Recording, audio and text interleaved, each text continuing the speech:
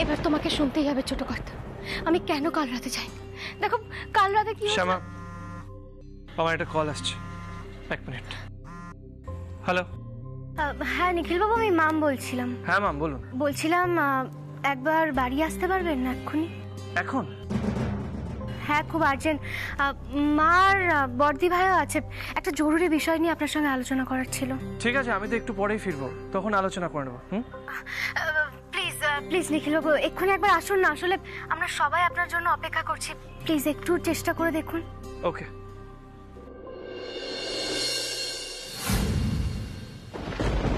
শ্যামা, আমি একটু বেরোচ্ছি, মায়ের একটা ইম্পর্টেন্ট ডিসকাশন আছে, তাই যাচ্ছি। আলোচনা মানে কোনো সমস্যা হয়নি তো? তাহলে চলো আমিও যাচ্ছি তোমার সঙ্গে। না না না, তোমার যাওয়ার কোনো দরকার নেই, তোমাকে এখানে দরকার। কিন্তু আমার তোমার সঙ্গে থাকাটা বেশি প্রয়োজন। তোমাকে এটা বলা প্রয়োজন যে আমি কেন কাল রাতে যাইনি। বারবার একই কথা কেন বলে যাচ্ছ? বলছি তো এইসব কথা আমি শুনতে চাই না। কালকে রাতের ঘটনা তুমি ভুলে যাও, আর আমিও ভুলে যাব, কারণ এরপর আর কোনোদিনও আমি তোমার জন্য ওয়েট করব না।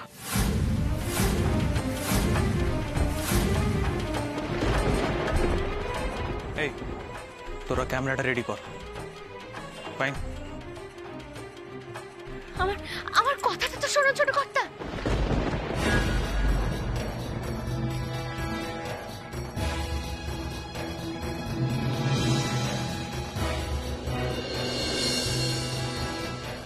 কৃষ্ণকলি,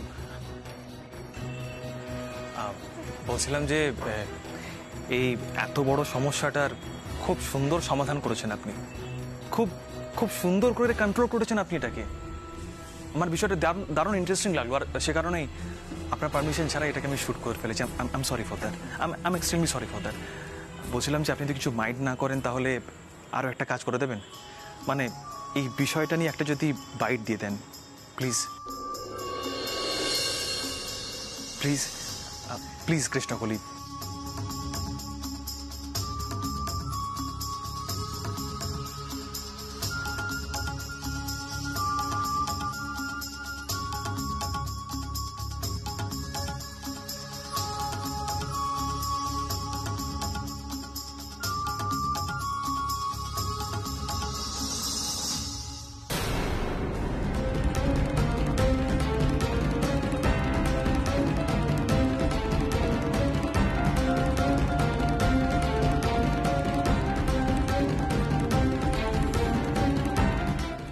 আমি আমার কথা রাখতে পেরেছি আম্রপালি, শ্যামাকে আমি আটকে দিয়েছি।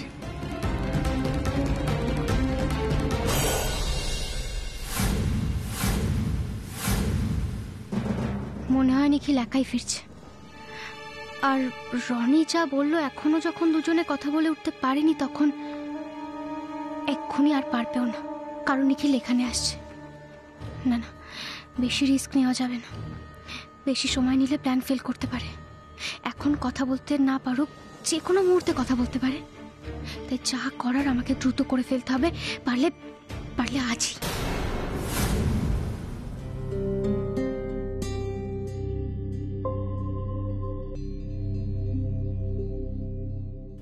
মা, নিখিল বাবু এক্ষুনি আসছেন, পুরো প্ল্যানটা কিন্তু আমাদের এক্ষুনি করে নিতে হবে, বুঝেছো? হ্যাঁ সে তো শুনতেই পেলাম। বলছি যে যা যা বাজার হাট করাবার করেই না, ওই 5 দিনের জন্য যা যা বাজার লাগবে সব মজুত করো, সময় বেশি বাকি নেই কিন্তু। হ্যাঁ মাম, তুমি কি কি রান্না করবে সেগুলো তো সব ঠিক করাই আছে, আর লিস্টও তো আমরা বানিয়ে ফেলেছি। নিখিলের সাথে কথা বলে নাও, তারপর ওই বৃন্দাবন দা বা মেসোমশাই কাউকে একটা বলো, এনে দেবে। ঠিক আছে বর্দি ভাই, নিখিল বাবু আসলে আমি কথা বলে নিচ্ছি।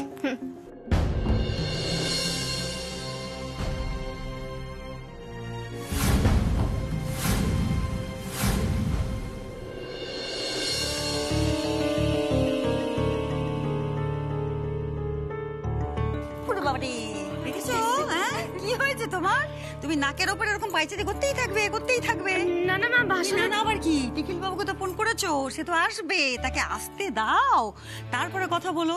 যা লম্বা একটা বড় ফর্দ বানিয়েছো সেগুলো ধরিও, সব জিনিসপত্র আনা যাবে। একে দেখে কি মনে হচ্ছে বলো তো বড় বৌমা, যেন কুম্ভকর্ণের বিয়ে হচ্ছে, তার সমস্ত রান্নার দায়িত্ব এনাকে দেওয়া হয়েছে। মা তুমি যে কি বলি, তুমি এত টেনশন কেন করছো? তুমি যে কাজটা করবে ভেবেছো সেটা তো প্রত্যেক বছর শ্যামা আর আমি এমনি করে থাকি। পুজোর সময় তো সবার বায়না, এটা খাবো সেটা খাবো, কত ফরমাইশ বলো মা, নিত্য নতুন রান্না তো হতেই থাকে। আরে সেসব যদি জানতো বড় বৌমা, ওরা কত রকম বায়না করে, আর শুধু ওরাই বা কেন, ওদের বাবাও কি বাদ যায়? জানি বলেই তো টেনশন মা। আর বর্দি ভাই, তুমি তোমার আর শ্যামার সঙ্গে আমার তুলনা করছো। কোথায় তোমরা আর কোথায় আমি? এমা মাম, তুমি এরকম ভাবে ভাবছো কেন? আমি তুলনা করছি না, আমি শুধু তোমাকে বলছি যে তুমি এত টেনশন করছো সেটা করো না। দেখো লিস্ট তো বানানোই আছে, কি কি লাগবে না লাগবে, আমি তুমি বসেই তো বানালাম, এখন শুধু সেগুলো আনতে হবে। তো তুমি নিখিলের জন্য ওয়েট করছো কেন? মেসমশাইকে বলি, মেসমশাই তো এনে দেয়। কি ব্যাপার বড় বৌমা, এই মেসমশাইয়ের নামটা শুনছিলাম মনে হলো? হ্যাঁ মেসমশাই, আসলে মামের কয়েকটা রান্নার জিনিসপত্র আনার আছে, তো আমি বলছিলাম যে আপনাকে বললে আপনি তো এনে দিতে পারেন। আমি তো আপনাকে নিঃসংকোচে যখন তখন এটা ওটা আনতে বলি। বলবেন আইবা কেন বড় বৌমা? আর মাম, তোমার কি দরকার তুমি আমাকে নিঃসংকোচে বলতে পারো, আমি এনে দেবো। মেসমশাই থাক না, নিখিল বাবু আসলেই না হয় আজকে বলি। মা,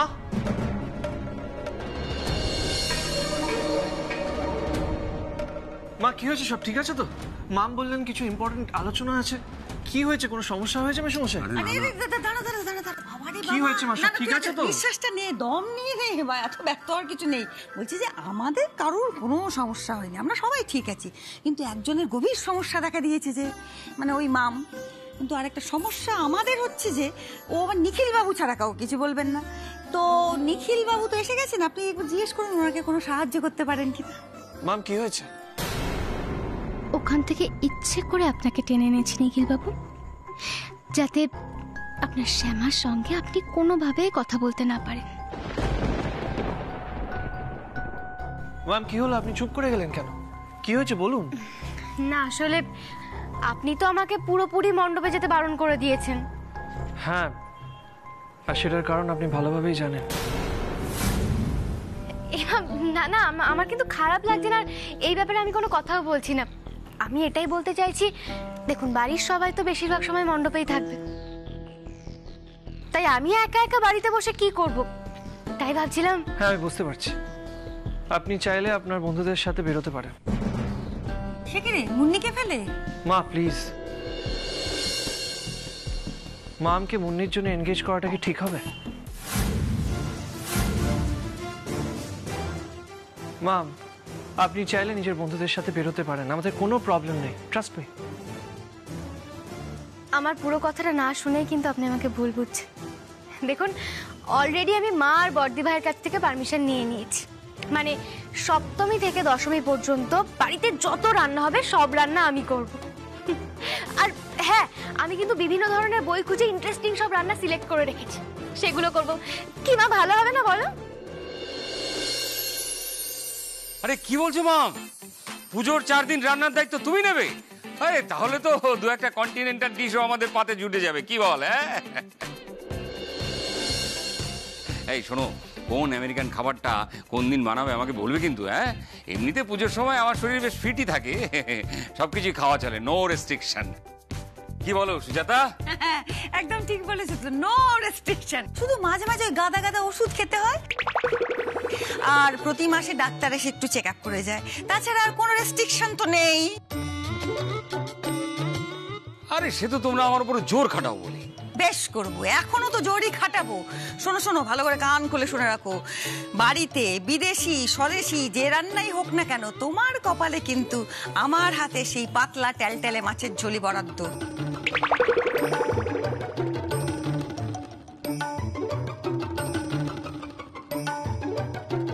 এই দেখো দেখো সবাই দেখো, এটা এক ধরনের জুলুম।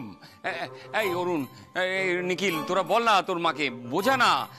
এই অলোক, তোমার দিদিভাইকে কিছু বলো না। এই কোনো মানা সবসময় আমাকে ইয়ে করা ভালো লাগে না আমার। আরে পুজোর সময় নিয়মকানুন মানলে চলে, বাচ্চা বাচ্চা ছেলে মেয়েরা মানছে না। হ্যাঁ হ্যাঁ, তাই তো, ঠিকই। বাচ্চারা যখন মানছে না, তাই তো। আসলে বাচ্চাদের দেখেই তো বড়রা শেখে।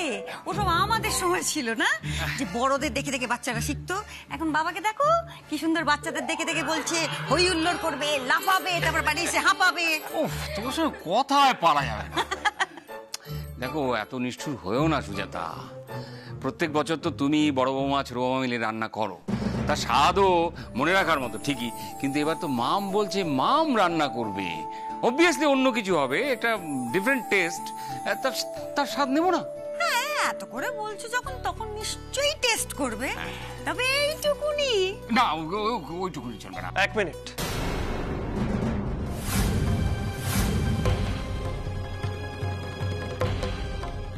মাম, আমি একটা জিনিস বুঝতে পারছি না। আপনি বললেন বাড়িতে আর্জেন্টলি চলে আসতে, মানে এটা অ্যানাউন্স করার জন্য আপনি আমাকে ডাকলেন যে আপনি পুজোর সময় রান্না করবেন?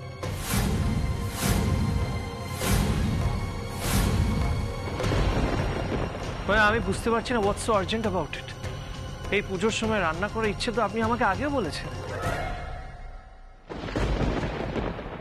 একদম, নিখিল তো একদম ঠিক বলেছে, এটা তো আগেই জানা ছিল। এবার বলো মা, উত্তর দাও তোমার নিখিল বাবুকে, কি এত আর্জেন্ট আর্জেন্ট বলে ডেকে আনা হয়েছে? বলো বড় বৌমা, একেবারে ছেলে মানুষ না। তোমরা হাসছো? আমি একটা ইম্পর্টেন্ট কাজ করছিলাম, সবকিছু ছেড়ে দৌড়ে দৌড়ে এখানে আসলাম, আর এখানে জানতে পারলাম যে মাম রান্না করবেন, সেটা অ্যানাউন্স করার ছিল। মানে এটা আমাকে জানানোর কি কোনো দরকার ছিল? আর বাড়িতে কে কখন রান্না করবে তার ডিসিশন তো আমি নিই না। নিখিল, কি হয়েছে রে বাবা তোর? হ্যাঁ, আমার খেকে উঠছিস কেন? কিসের এত বিরক্তি? মা প্লিজ বোঝার চেষ্টা করো। ক্লাবের পুজোর একটা গুরুত্বপূর্ণ দায়িত্বে আমি আছি, অনেক কাজ আমার। এইসব ছেলে মানুষই আমার জাস্ট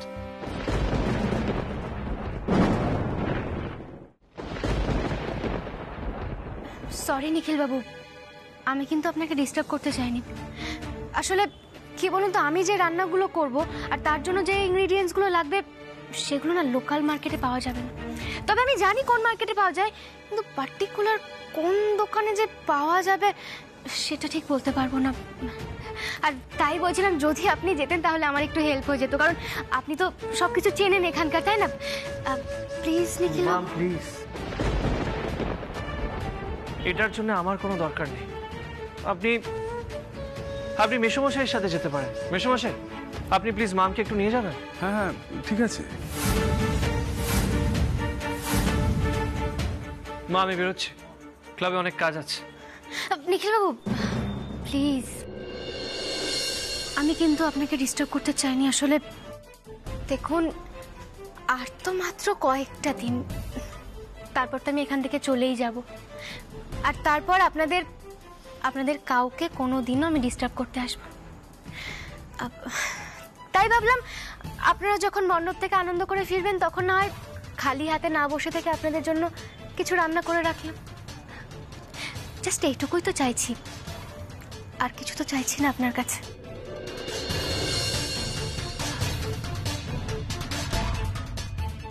আপনার কাছ থেকে মাত্র 2-3 ঘন্টা চাইছি, তাও শুধু আজকের জন্য। আমার এইটুকু আবদারও রাখতে পারবেন না আপনি?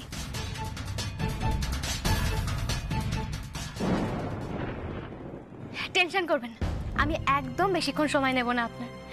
দেখুন, আজকে যদি কেনাকাটাগুলো করে ফেলতে পারতাম তাহলে ভালো হতো, কারণ একা একাই তো থাকবো। তাই ভাবলাম যদি রান্না নিয়ে থাকি তাহলে আমারও সময় কেটে যাবে। এখানে আমার আর তেমন বন্ধু বান্ধব কে আছে বলুন, আপনি ছাড়া।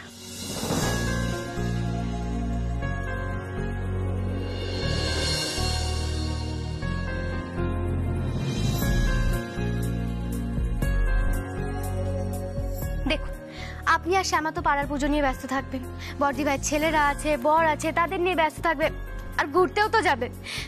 আমি আর কি করব বলুন? তাই চেষ্টা করছি আপনারা যখন মণ্ডপ থেকে বাড়ি ফিরবেন তখন আপনাদের সুন্দর সুন্দর খাবার খাইয়ে আপনাদের মুখে একটু হাসি ফোটাতে পারি। এই দেখুন না, বাবার মুখটাই দেখুন, কন্টিনেন্টাল ডিশ করব শুনে কেমন বাচ্চাদের মতো খুশি হয়ে উঠেছে। তাই বলছি, প্লিজ চলুন না নিখিল বাবু, প্লিজ।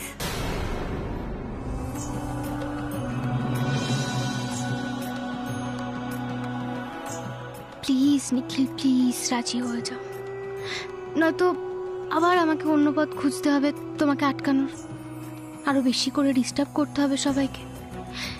কিন্তু আটকাতে যে তোমাকে হবেই নিখিল। শ্যামাকে তোমার সঙ্গে কথা বলতে আমি কোনোভাবেই দেব না। নিখিল, কি হচ্ছে কি? এতবার যখন বলছে নিয়ে যা না।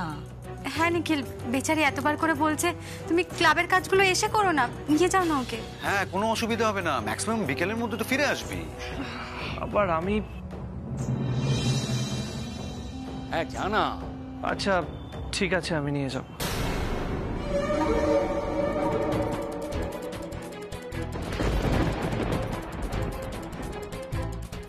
Thank you Nikhil Babu, thank you so much. আমি এক্ষুনি আসছি। 1 মিনিট মা।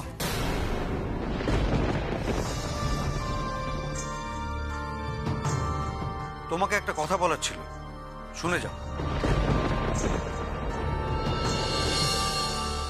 কথাটা তো আমার শোনা দরকার। তোর গলা শুনে মনে হচ্ছে বেশ সিরিয়াস ব্যাপার। হ্যাঁ বলতে পারো বাবা, পুজোর পর মাম তো চলে যাবে, তাই সবার মনটাও খারাপ হয়ে যাবে। আর ওকে তো যেতে হবে, সেটা আমরা জানি। নিখিল, তোর আর মামের বিয়েটা কি উদ্দেশ্যে হয়েছিল সেটা আমরা জানি। আর এটাও জানি যে এই বিয়েটা তোরা মানিস না।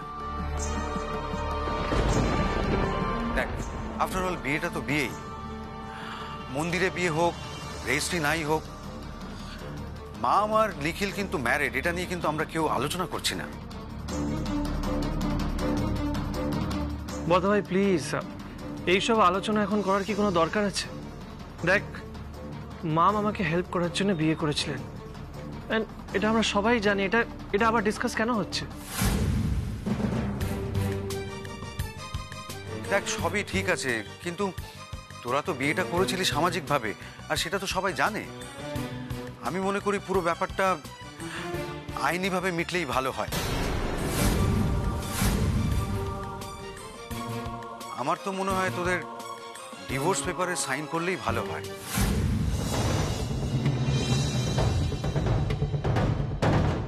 বড়দা ভাই, আপনি এভাবে কেন বলছেন? মানে আপনার কি মনে হয় যে আমি আবার ফিরে এসে নিখিলবাবু স্ত্রীর অধিকার দাবি করব?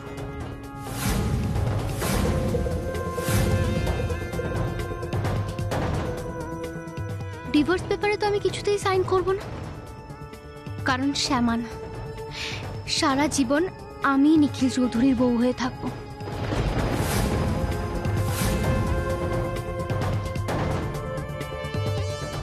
ভয় পাবেন না বড়দা ভাই, টেনশনও করবেন না, আমি কোনোদিনও কোনো রকম দাবি জানাতে আসবো না।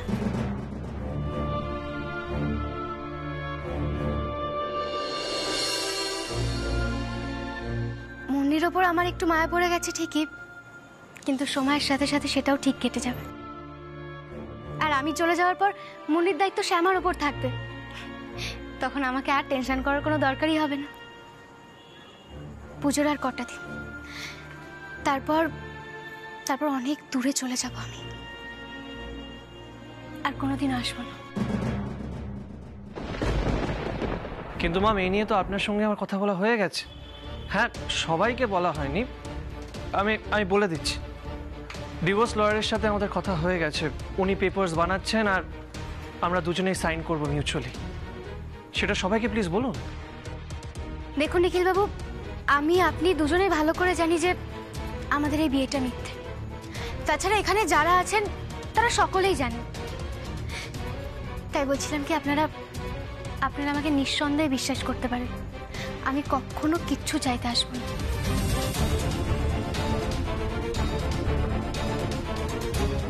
যে সম্পর্কটা আমাদের দুজনের কাছে মিথ্যে, ডিভোর্স পেপারে সাইন করিয়ে সেই সম্পর্কটাকে সত্যি বানানোর কি কোনো রকম কোনো দরকার আছে?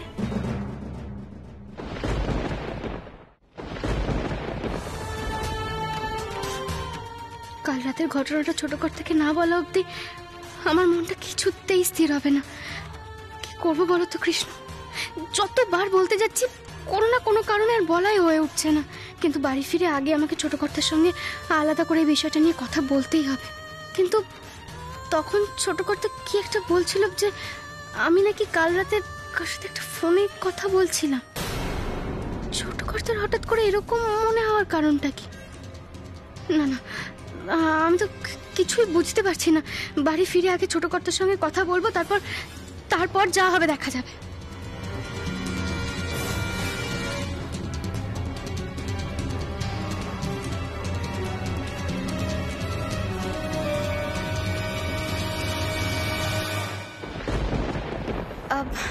নিখিল বাবু, আমি 1 মিনিট আসছি।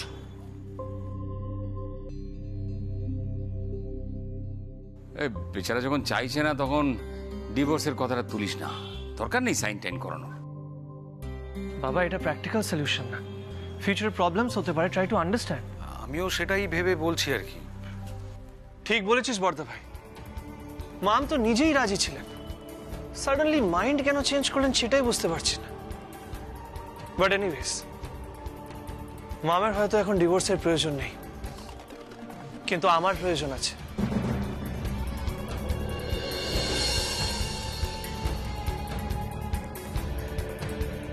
নিজের লোকজনের কাছে অনেক ঠকেছি, আর ঠকতে চাই না আমি। আর তাছাড়া কার মন কখন বদলে যাবে সেটার উপর তো আমাদের কোনো হাত নেই।